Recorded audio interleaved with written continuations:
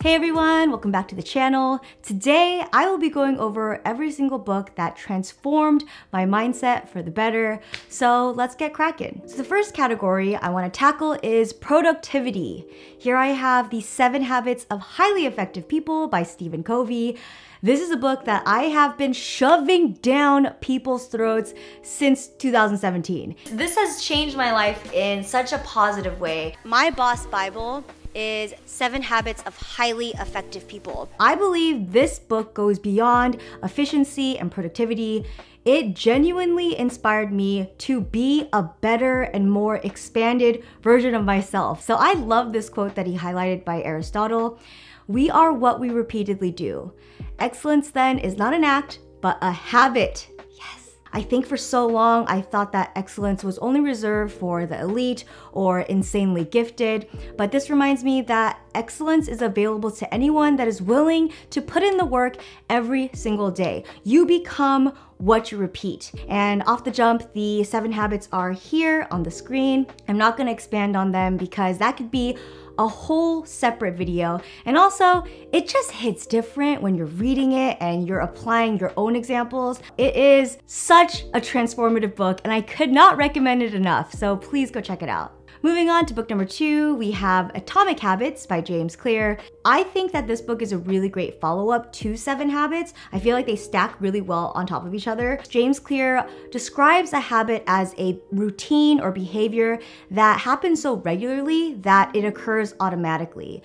Like, the quality of your life depends on the quality of your habits. So let's say you start by doing something extremely small for yourself every single day. Maybe it's like going on a walk 15, 20 minutes a day. During that day, it doesn't seem like a big deal. Like, it's probably improving your life maybe 1%. But what happens when you keep doing that every single day for a month, a year, 2 years? This, my friends, is the compound effect. Time magnifies your results. And if you do something so small every single day, even though it's just a drop in the bucket, if you zoom out, you'll see, oh shit, we just filled up a gallon, baby.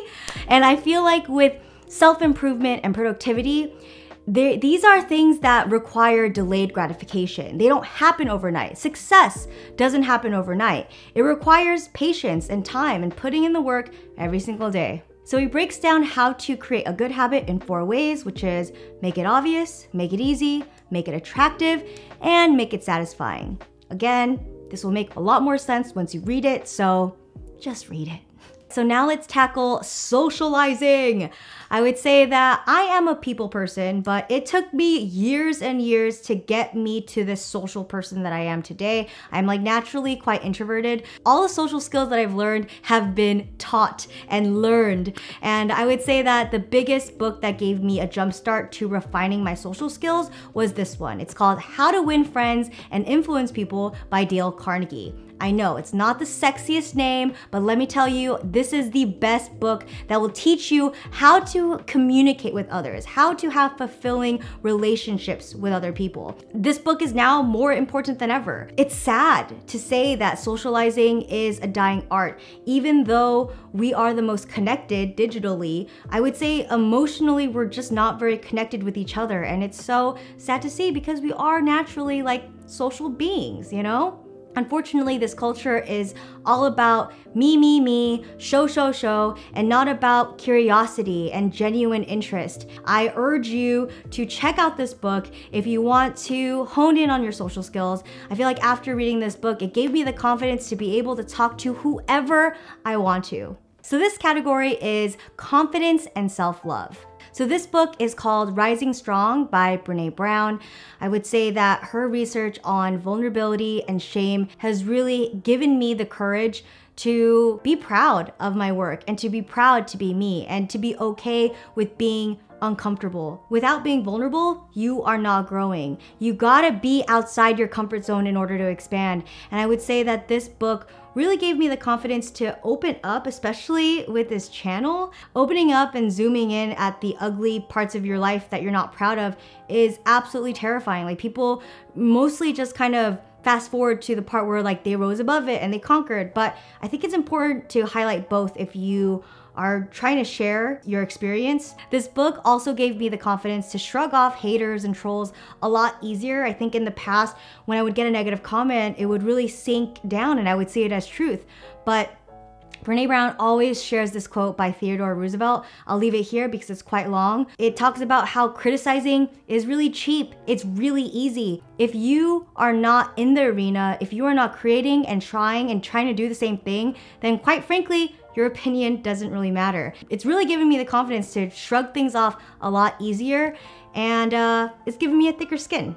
My next book is by someone who needs no introduction, Oprah. Yes, the queen herself. I absolutely loved her book, What I Know for Sure. This is an accumulation of all her life lessons in one book. It's like a hug in your soul. Like, it's incredibly inspiring because she's lived such a rich life with just soaring highs and devastating lows. She has gained so much wisdom, and reading this book always makes me feel so good inside. If there is one person on earth that I would like to meet, it is her. Just putting it out there. My next book is The Mastery of Love by Don Miguel Ruiz. This book taught me how to recognize the old emotional wounds that I've been carrying in the past and how to address them. He condenses the foundation of love into one concept, which is to love yourself. I feel like this is a concept that's thrown in our faces all the time, like self-love, take a bath, do a mask, but it's not a quick band-aid like that at all. Yes, those do help sometimes, but it's not gonna be the antidote for you to love yourself. Reading this book helped me open my eyes on how much I was focusing on these materialistic and superficial flaws that were weighing me down, when in reality, I am worthy just as I am right now. And if you can accept yourself as you are right now, then you can truly have a fulfilling relationship with anyone. If you have ever struggled with your relationship with food and body image, I highly recommend this book, which is called Breaking Free from Emotional Eating by Janine Roth.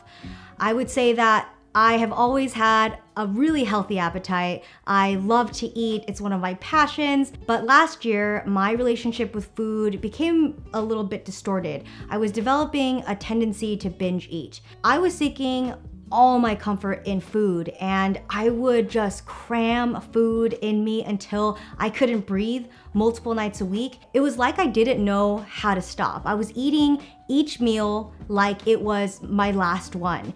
And after, I would feel absolutely horrendous about myself, so much self-loathing, so much disappointment and shame.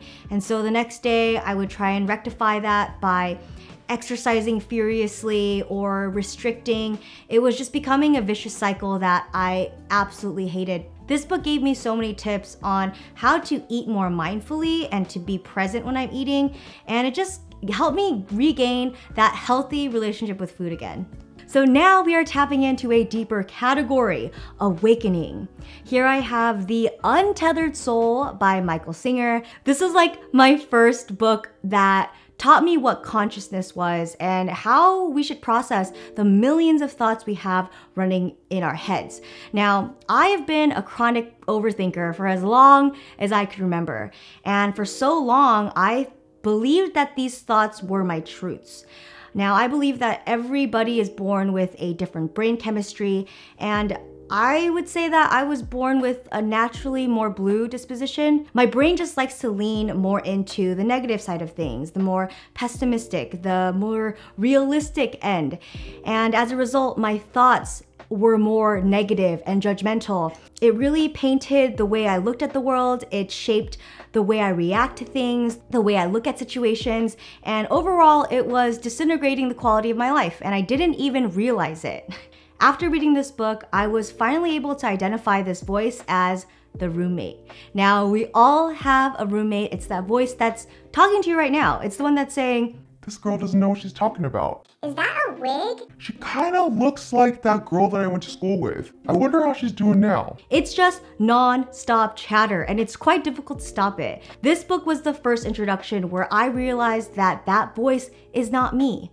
I'm the one who's observing it. I'm the one that's hearing it. And the more that you can call out that roommate and identify it as a roommate when it's going, the weaker that roommate gets, the weaker the voice gets. So this book has given me the tools to calm myself down when I am overthinking or if I'm in a fit of negative self-talk. So now moving on to, of course, A New Earth by Eckhart Tolle. I feel like your heart has to be in the right place for it to really hit.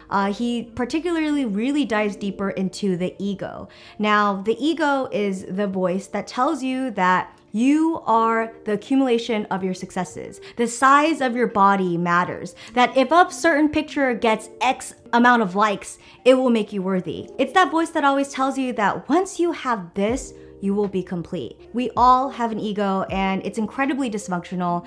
Michael Singer calls the ego the roommate, and no matter what you want to call it, the more you attach yourself to this ego and the more you believe that the ego is telling you truths, the further and further away you fall from consciousness. Reading this book gave me a deep sense of calm because it reminded me what my purpose here is. It's just to be. It's to be here now. It's not to be anxious about the future. It's not to dwell on the past. It's literally to be present and to focus what I'm doing at any given moment. And right now I am filming this video and I feel alive and I feel invigorated. Moving on to my next book, I have How to Change Your Mind by Michael Pollan. Now this book is all about psychedelics, baby. We've got psilocybin, we've got LSD. He talks about the origin, how societies in history have used it, and he even goes on to explain and describe each one of his trips from mushrooms to ayahuasca. It is extremely thorough. I loved it.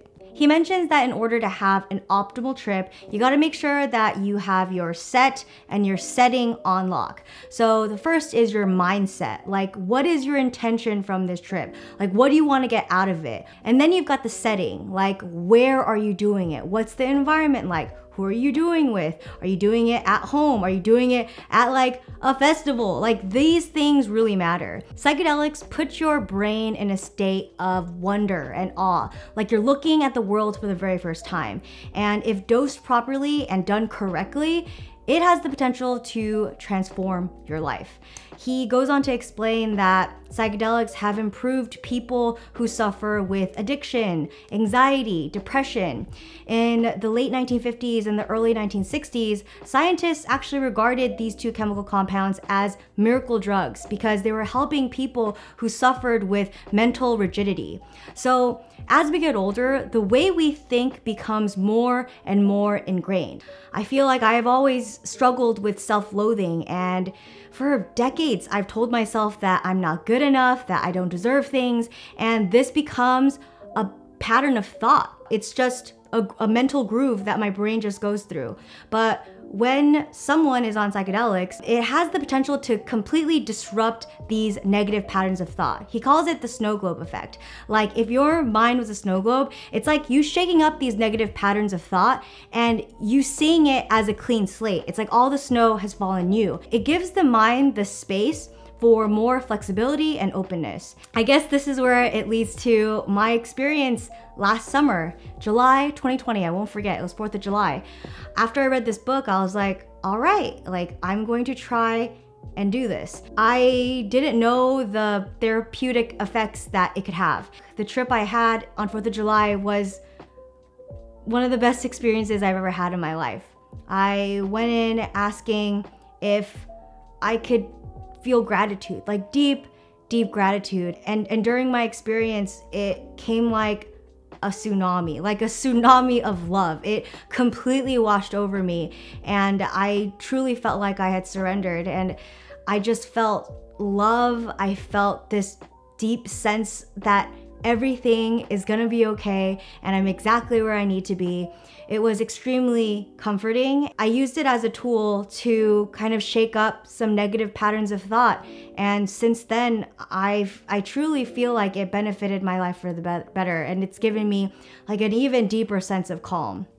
All right, folks, that is a wrap on all the books that I've read that helped transform my mindset. Each one of these books have improved the quality of my life, and I hope that they change your life too. If there are any book recommendations that you have for me or any books that changed your life, please write them in the comments down below. Hit me with the title, give me like 2 or 3 sentences on what it's about and how it changed your life, and I think that will be enough to convince me to go check it out. So yes, thank you so much for watching, and I'll see you guys in the next one. Bye! Mwah.